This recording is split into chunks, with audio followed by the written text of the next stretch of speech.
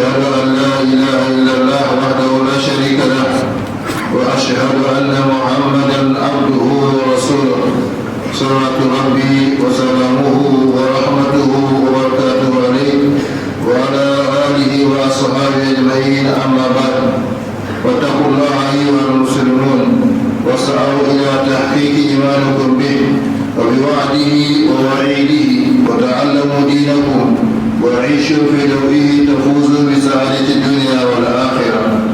هذه الحلقة 17 من سلسلة الخطب عن صفات المسلم الحق وبالله التوفيق.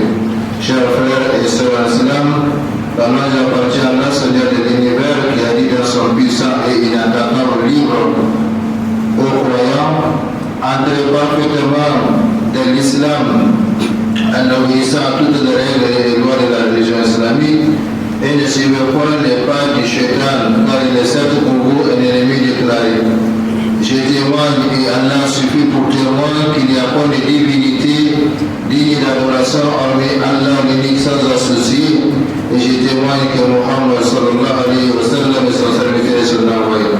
Que les prières d'Allah, son salut, ses miséricordes et ses bénédictions soient sur lui, sur sa sainte famille, ses fidèles compagnons et tous ceux qui emboîteront leur pas dans les chemins du bien jusqu'au jour de la résurrection.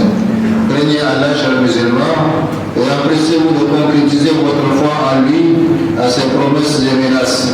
Apprenez votre religion et vivez à sa lumière, vous connaîtrez le bonheur terrestre et céleste. Chers frères et sœurs islam, voici la 17e partie de la série de sermons sur les qualités du bon musulman. Allah subhanahu wa ta'ala nous conforme davantage à son bon traitement. Rappelez-vous que le seul fait d'écouter ou de lire ces qualités n'apportera aucun changement dans votre vie spirituelle et matérielle, ni dans votre position par rapport à Allah.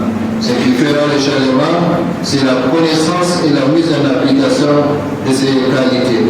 À propos justement de l'application de ce que nous apprenons à travers les différents moyens d'apprentissage, comme le sermon, vendredi passé, juste après la prière de vendredi, quelqu'un est sorti en cherchant à me rencontrer. Et quand je l'ai rencontré, il dit: je suis venu pour remettre votre part. Je dis: ma part de quoi? Il dit: il y a 2 ans de cela, vous avez animé une émission à travers la radio-télévision conférée, dans laquelle vous avez donné une recette. Et j'ai appliqué cette recette. Et aujourd'hui, je remercie Allah. Voici votre part. Il m'a donné une quelconque somme. Donc pour montrer que l'application, c'est ça l'essentiel. Ce n'est pas écouter ou lire. Si nous connaissons beaucoup de choses sur l'islam, mais qu'est-ce que nous en faisons avec notre connaissance? Allah subhanahu wa ta'ala nous fasse comprendre.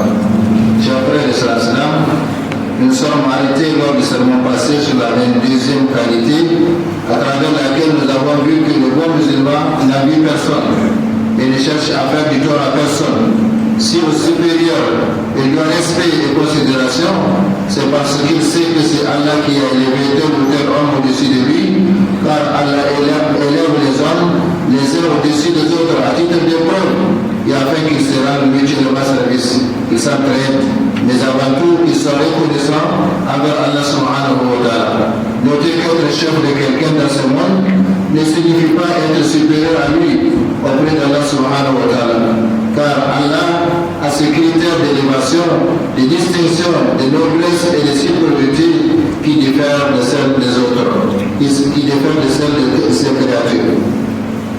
23e qualité, au subalterne, donc à l'inférieur, le bon musulman doit pitié, sympathie et aide. Il ne lui doit pas et ne lui impose pas un travail excédant ses forces, en espérant qu'Allah agisse de même à son égard. 24. Le bon musulman abrite ses parents, ses proches parents et les indigents quand il en a les moyens, et donne au pauvre de ce qu'il peut. Il prête à son prochain même plus riche que lui, si ce dernier doit faire une action pour le bien-être de la communauté et que malgré sa richesse, il a besoin d'un crédit. Ne laisse pas son prochain mourir de faim, alors qu'il a des nourritures pour le sauver. Dans quelque domaine que se trouve, le bon musulman cherche toujours à réaliser le plein épanouissement de sa communauté. 25. Le bon musulman est constamment occupé à donner de bons conseils à son prochain, à l'inciter à la patience, à l'ambiance et au combat pour le bien-être de la société voire de l'humanité. 26. Lorsque le bon musulman échauffe, il aide ses subalternes. Il change toujours de point de vue avec eux, les incite à la concorde, à la solidarité, à la fraternité, à l'entraide mutuelle. Il se met donc au même niveau que son subalterne afin de gagner sa confiance. Même si les subalternes le respectent, les considèrent et les vénèrent, il ne se considère jamais comme supérieur à lui. Il ne se conduit donc pas à l'orgueil ni à vanité, car ce qui compte pour lui, c'est son rang auprès d'Allah subhanahu wa ta'ala et non auprès des créatures. Il sait en effet qu'un homme peut être estimé auprès des gens alors qu'il ne jouit d'aucune valeur auprès d'Allah subhanahu wa ta'ala. Car celui-ci a dit, et sa parole est inchangeable, Inna akramakum inna Allahi atqakum. Certes, les plus nobles d'entre vous auprès d'Allah sont les plus pieux. Et le prophète sallallahu alayhi wa sallam a dit, Inna Allah ta'ala la yandur ila suwarikum wa amwalikum walakin innama yandur ila qulubikum wa amalikum. Certes, Allah, le très haut, ne regarde ni vos corps ni vos biens, il ne regarde que vos cœurs et vos œuvres. Hadith rapporté par Muslim. 27. Le bon musulman accomplit toujours les engagements qu'il a pris et ne faillit jamais à ses promesses autant qu'il le peut. Il agit toujours de sorte à ne laisser aucune incohérence ou écart entre ses dires et ses actions. بارك الله لي ولكم في القرآن الكريم ونفعنا بما فيه من الآيات والذكر الحكيم. أقول ما تسمعون وأستغفر الله لي ولكم ولسائر المسلمين في كل مكان ومن كل ذنب فاستغفروه